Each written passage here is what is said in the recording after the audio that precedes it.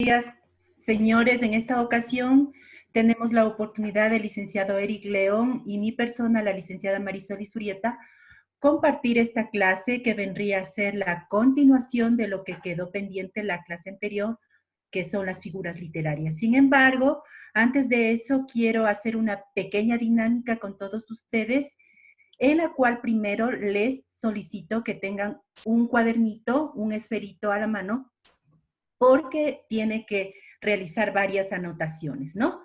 Entonces, lo primerito que queremos hacer es una dinámica.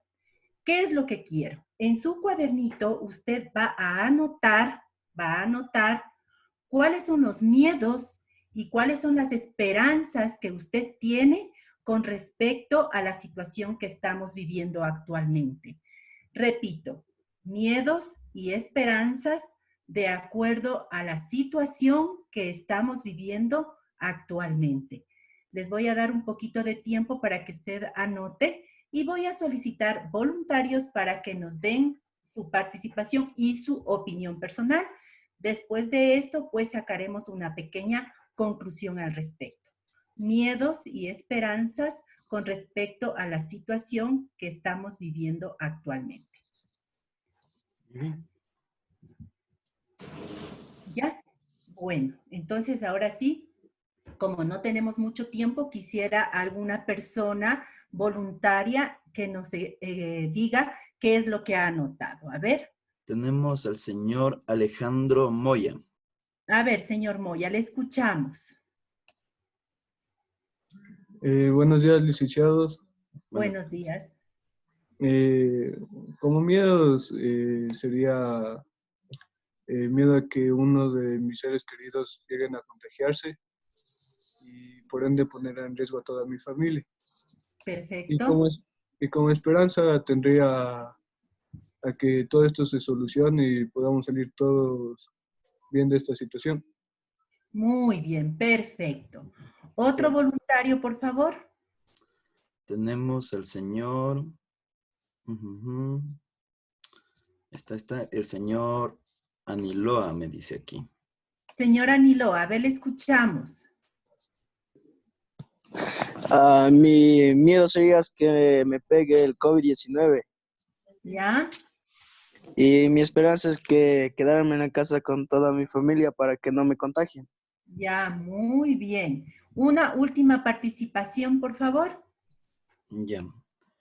Encontramos al señor Andy Sillo. Señor Sillo, le escuchamos. Parece que no está. Señor Sillo. No. Señor Maldonado. No. Señor Maldonado, le escuchamos. Muy bien. Creo que tampoco está. ¿No? Bueno.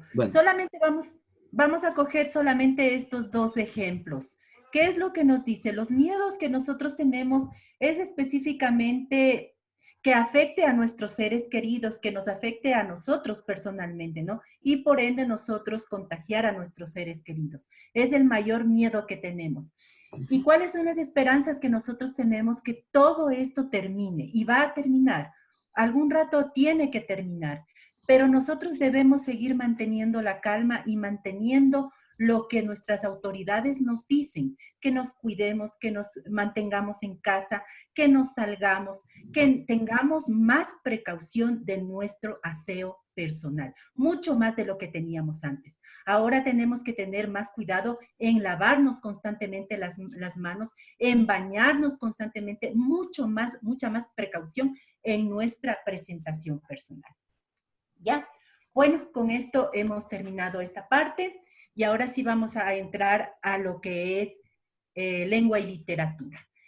Esta clase va dirigida a los estudiantes de segundo año de Bachillerato General Unificado del Colegio Técnico Ecuador. La siguiente, por favor. Mucha atención.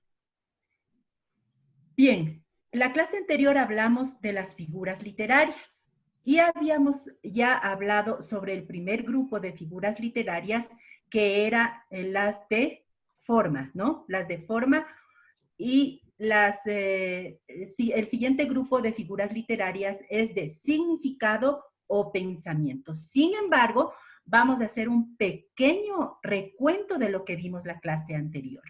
El siguiente, por favor, Eli. Bien. Bien, primerito vamos a recordar qué son las figuras literarias y su clasificación. Habíamos dicho en la clase anterior que las figuras literarias son recursos lingüísticos o de la palabra que muchos escritores utilizan para embellecer sus obras, especialmente sus obras poéticas, y así dar mayor expresividad al texto o a lo que ha escrito el autor de una obra. Dentro de las figuras literarias hay una clasificación y habíamos dicho que se clasifican en dos grupos. El primer grupo, que es de forma o dicción, que viene a ser las palabras que varían en su forma, ¿no? En su forma exterior, podríamos llamarlo así. Y de significado o pensamiento, que se modifica su interior o el significado mismo de las palabras. Dentro de estos dos grupos tenemos a los siguientes. El siguiente, por favor. Ya, el que vimos la clase anterior de forma o dicción, vimos el hiperbatón, retruécano, aliteración, anáfora, polisíndeton, asíndeton. Y en esta ocasión vamos a ver las de significado o pensamiento, que viene a ser hipérbole, símil, personificación, antítesis, metonimia y epíteto. Vamos a comenzar. Por favor, tome apuntes de lo que vamos a ver. Vamos a empezar con la primera, que es la hipérbole. ¿Qué nos dice aquí? La hipérbole consiste en exagerar, aumentando o disminuyendo de manera excesiva las cualidades de lo que se está hablando. También podríamos decir que es una exageración sea de una cantidad, de una cualidad, de una costumbre, de un lugar y muchas cosas más, ¿no? Siempre utilizando la exageración.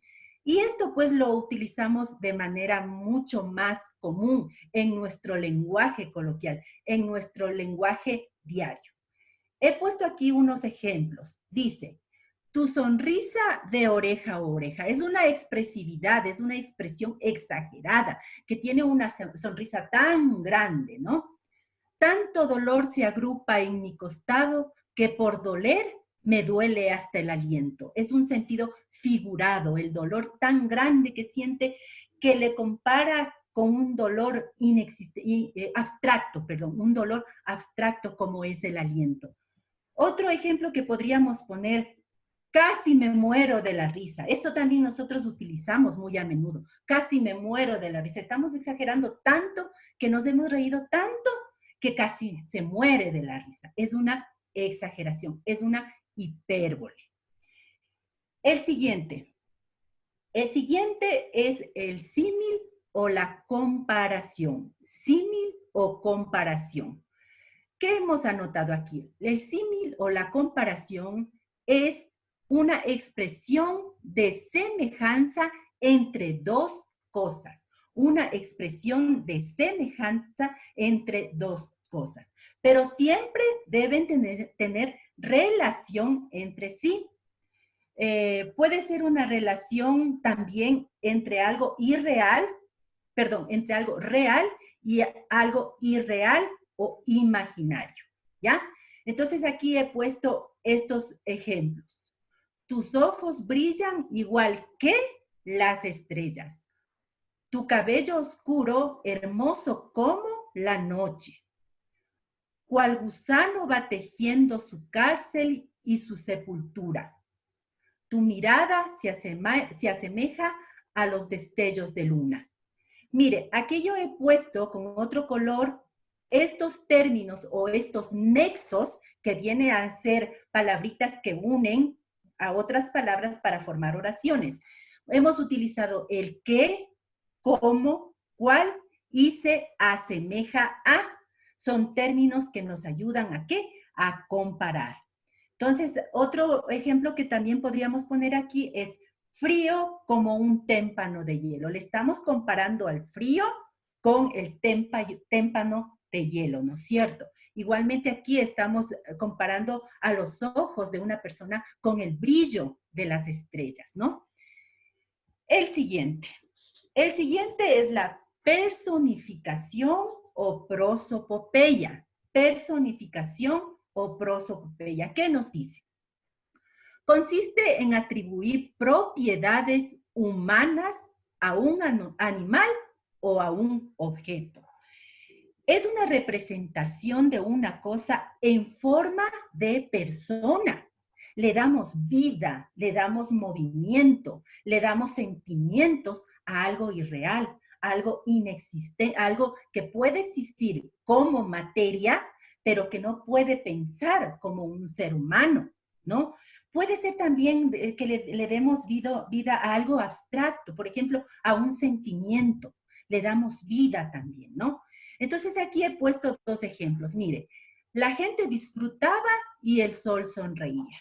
El sol es algo material, pero no tiene vida, ¿no? No tiene lo que nosotros los seres humanos hacemos. Estamos dándole una personificación al sol.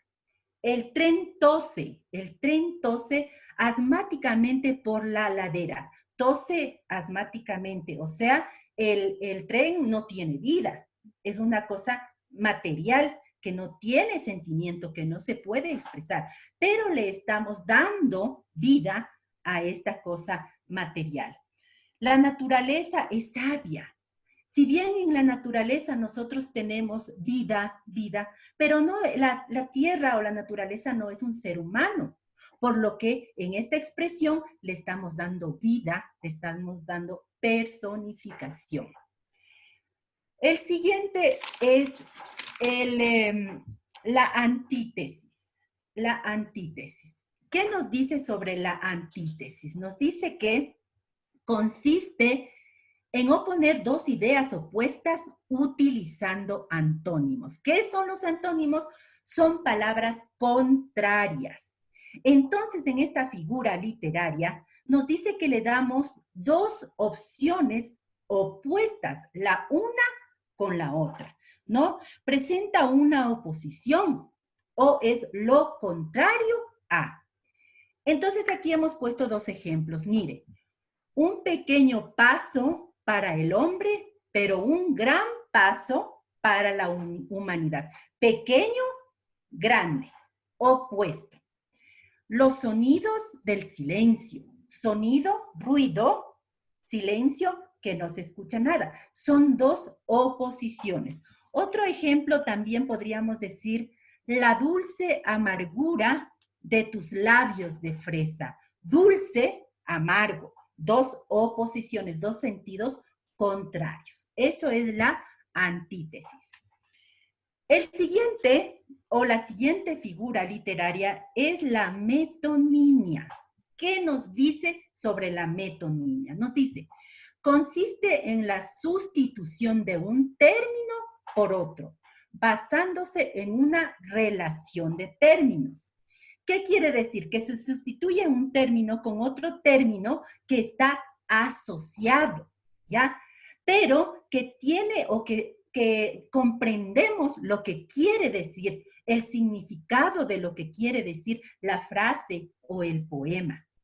Aquí le he puesto estos ejemplos. Dice, el nuevo estudiante de arte es un gran pincel. ¿Qué es un pincel? Es un instrumento que se utiliza para la pintura. ¿Qué es la pintura? Es un arte, ¿no? Las personas que pintan son artistas. Entonces le relacionamos el pincel como instrumento al artista, que es un gran pintor. Le puse punto final a la relación. ¿Qué quiere decir eso? Punto final es un signo de puntuación. ¿Qué indica finalidad? Término. Entonces aquí le puso punto final a la relación que se acabó, que se puso fin.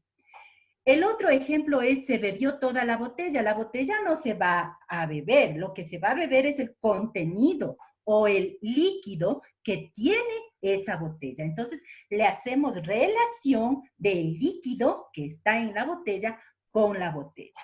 Otro ejemplo también podríamos poner la Casa Blanca, ya hizo declaraciones al respecto. Casa Blanca es el lugar en donde está el presidente de los Estados Unidos. La Casa Blanca no va a hacer declaraciones, sino ¿quién? El presidente o el que representa a ese lugar. ¿Ya? Y por último, vamos a ver el epíteto. El epíteto viene a ser como nosotros comúnmente conocemos sobrenombres. ¿Qué le damos un adjetivo a algo que ya se entiende? Aquí nos dice lo siguiente. Consiste en expresar cualidades que todo el mundo puede distinguir y resaltar las características o cualidades de un sustantivo por medio de ¿qué? Por medio de un adjetivo. Viene a ser, como comúnmente yo ya les había dicho, como un sobrenombre que se pone a algo poniendo un adjetivo. Este le está calificando al sustantivo. ¿Con qué nosotros calificamos? Con un adjetivo, ¿no? ¿Para qué? Para darle énfasis o para resaltar una cualidad muchas veces que es obvio y que podemos ver o que sabemos. Entonces aquí he puesto estos dos ejemplos. Bolívar, el Libertador. El Libertador es un epíteto o un sobrenombre que se le ha puesto a Simón Bolívar. Arrojó la fotografía a las calientes llamas y esta se consumió rápidamente. Las llamas obviamente son calientes, pero le estamos dando un adjetivo a las llamas que viene a ser un sustantivo. Y aquí tengo yo otro ejemplo. Él vio cómo derramaba su roja sangre entre sus manos frías. Roja sangre. Sangre sustantivo, roja adjetivo. Manos frías. Manos sustantivo, frías adjetivo. Viene a darle un epíteto, o un sobrenombre. ¿Ya? Entonces espero que con todas estas figuras literarias haya quedado un poquito más claro con respecto a lo que hablamos la semana anterior. Con este tema, pues vamos a pasar al siguiente punto que les va a dar el licenciado Eric León. Muy bien, saludos cordiales con todos los que están ya conectados. Un placer estar con ustedes. El modernismo en el Ecuador. Cuando nosotros pretendemos hablar acerca del modernismo en el Ecuador, necesitamos ver las pautas en la literatura. Pero para entender las pautas en la literatura debemos pensar muchísimo cuál fue su contexto histórico. ¿Sí? Entonces, cuando Ecuador ve la luz el primer día del siglo XX, es decir, estamos hablando de los años de 1900, ¿no es cierto? En una época donde tenía un poder muy grande el clero y se llevaba el conservadurismo. Llegó a ser presidente de la República Eloy Alfaro, con una doctrina nueva, una doctrina liberal de manera radical, que fue la dominante en el gobierno revolucionario. El liberalismo ecuatoriano era una ideología con una fuerte carga anticlerical y daba a conocer conceptos nuevos sobre la libertad y la tolerancia. Pero este liberalismo era la antítesis del conservadurismo garciano. Recordemos que el expresidente García Moreno era radicalmente religioso, a tal punto que incluso en un caso él era partícipe de las procesiones, ¿sí?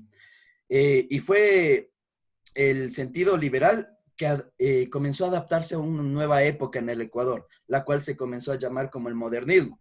Pero en el campo de la literatura, especialmente en la poesía, la preeminencia la tenía el romanticismo.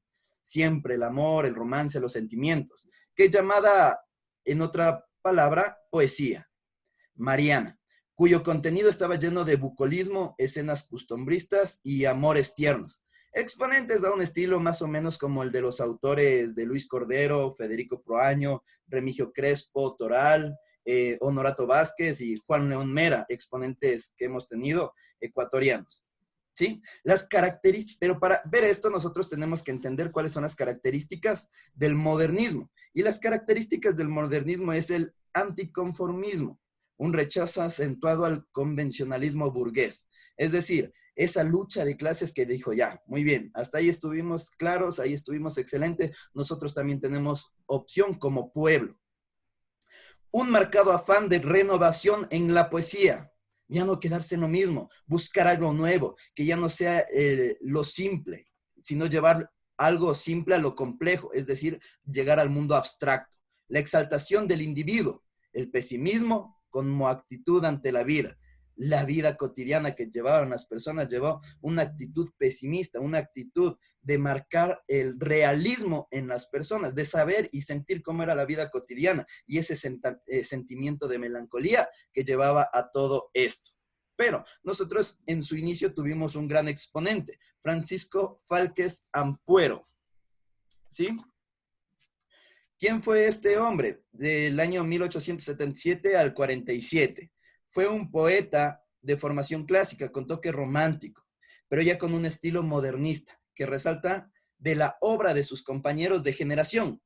¿Sí? Uno de sus poemas de realce fueron Las Flores, tardías. Ya comenzó a mencionar a la muerte de manera permanente. ¿Sí? Entonces, una pequeña parte de este fragmento les voy a leer para que comprendamos esto. Flores tardías. Piedades, oh piedades, ¿vendréis a mis despojos? Es fuerza que al cadáver lo lleven a enterrar. Ni os tocarán mis manos, ni os mirarán mis ojos. Me llevaréis a descansar.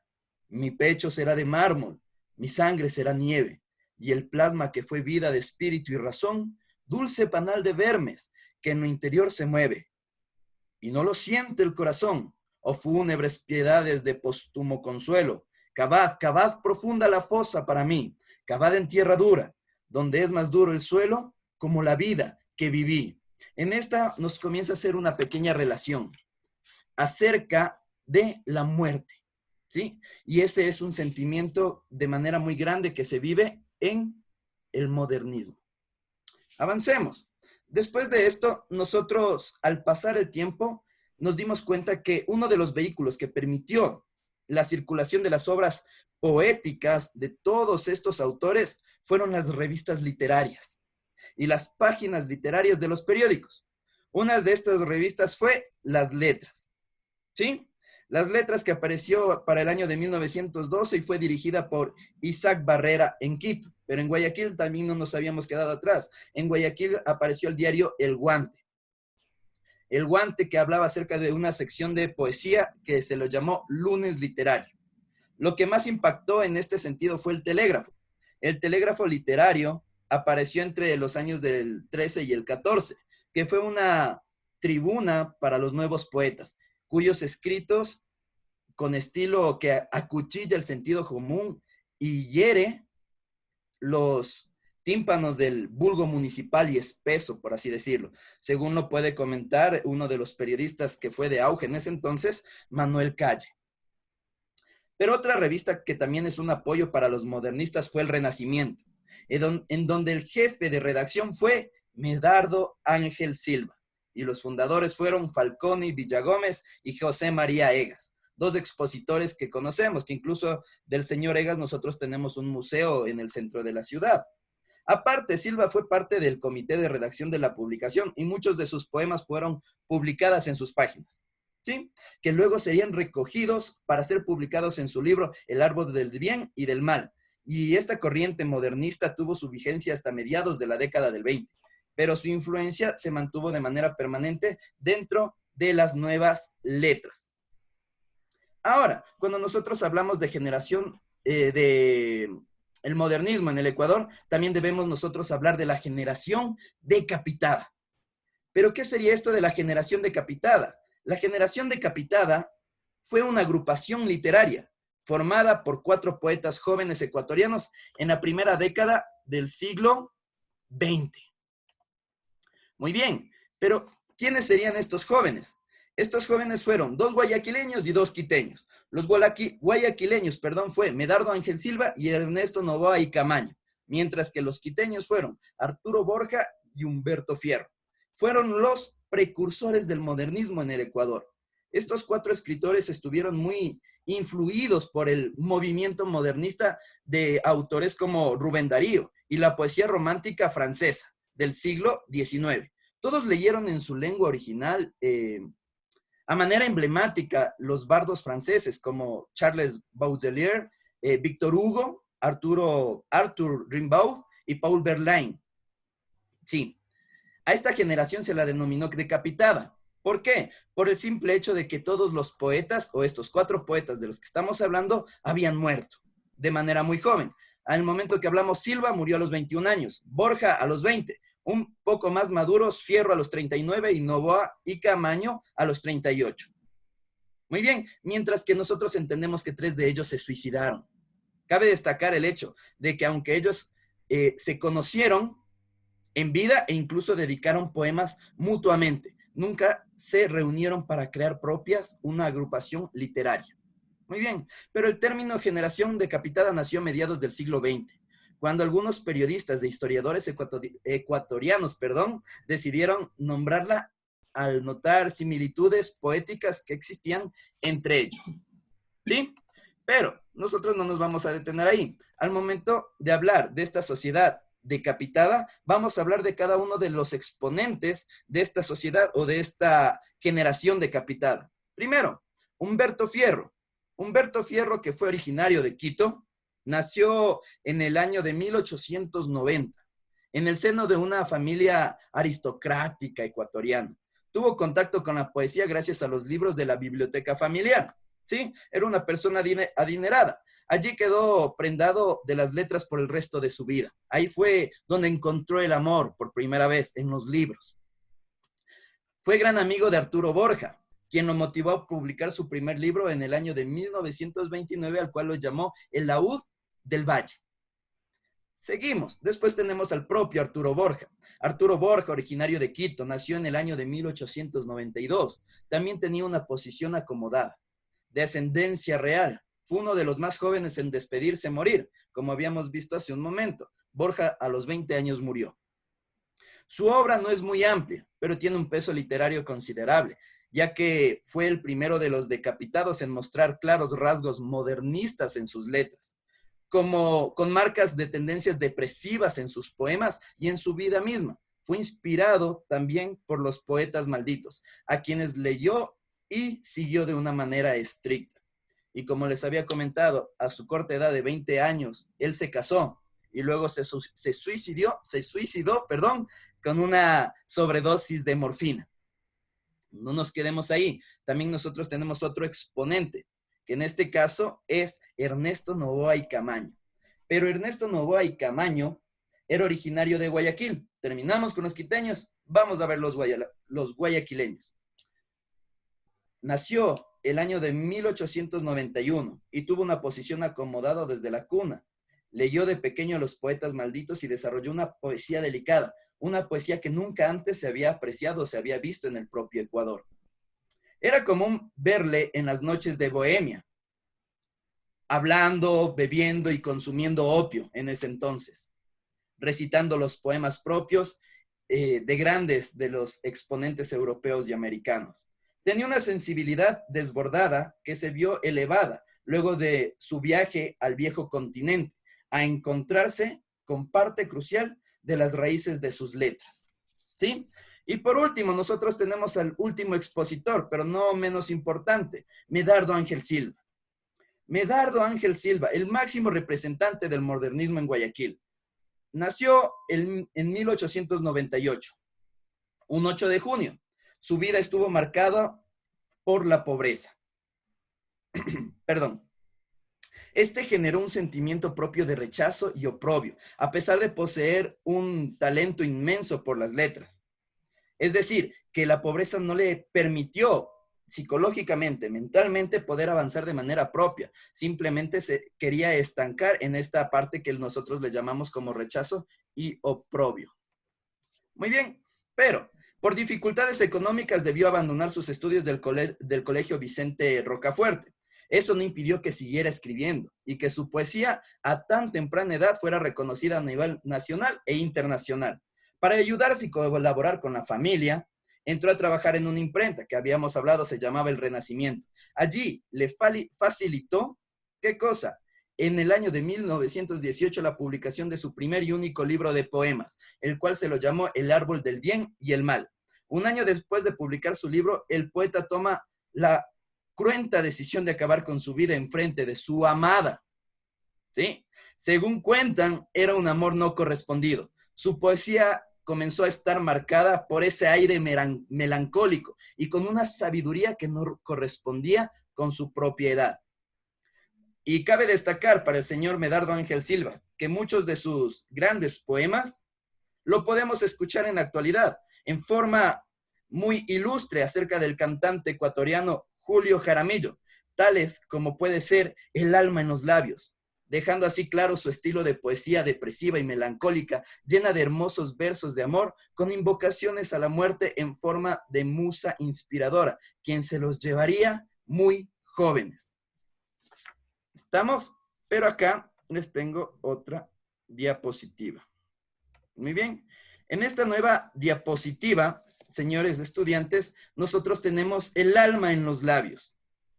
El alma en los labios, que fue escrita propiamente por Medardo Ángel Silva, y en estos pequeños fragmentos nosotros podemos y vamos a leer, permitiéndonos citar a Medardo Ángel Silva: cuando de nuestro amor la llama apasionada dentro de tu pecho, amante, contemples extinguida, ya que solo por ti la vida me es amada, el día en que me faltes me arrancaré la vida, porque mi pensamiento, lleno de este cariño, que en una hora feliz me hiciera esclavo tuyo, lejos de tus pupilas, es triste como un niño que se duerme soñando en tu acento de arrullo.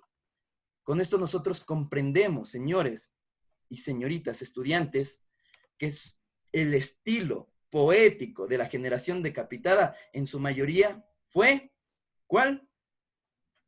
Exacto, fue la melancolía, fue la depresión. Muy bien, acá nosotros tenemos una pequeña descripción de nuestra bibliografía, donde hemos sacado muchas de las informaciones. Y cabe destacar, estudiantes, que siempre es un placer estar con ustedes, un placer compartir con ustedes, estudiantes de segundo de bachillerato del Colegio Técnico Ecuador. Sin antes decirles, ustedes van a tener una tarea la cual tanto la licenciada Isurieta como mi persona se la va a subir automáticamente al Classroom. Por favor, estar muy pendientes en el Classroom, que se les va a subir allí todas sus tareas. Y si alguno de todos ustedes no alcanzó a poder ingresar a tiempo a la clase, pues no se preocupen, estén muy tranquilos. ¿Por qué? Porque les damos otra opción, ya que nosotros subimos los videos continuamente al YouTube, ¿sí? A la plataforma del YouTube. Ustedes pueden ingresar con el nombre de Área de Lengua y Literatura CTE. Y allí podemos apreciar una gama muy grande acerca de todos los videos que se han subido. Sin más que decirles, señores estudiantes, un verdadero placer compartir con cada uno de ustedes de parte de la licenciada y mi persona. Nos estaremos viendo en la próxima clase. Un abrazo fraterno a la distancia y de corazón, que Diosito me los bendiga. Cuídese mucho y den todo de ustedes. Es la oportunidad para que nosotros sigamos adelante, demos lo mejor de nosotros. Tal vez muchos van a decir, pero licenciado, es exhausto estar en casa. Totalmente de acuerdo. Y yo no me puedo imaginar, bueno, sí me imagino estar encerrado en 4 paredes, lo duro que es. Pero también les puedo decir que pueden comenzar a hacer cosas que antes querían realizarlo y no pudieron hacerlo. Como puede ser leer un libro, hacer ejercicio, pasar tiempo con la familia, que es muy valioso. Aprovechen ese tiempo, que les vaya de lo mejor y Dios me los bendiga y nos veremos la próxima.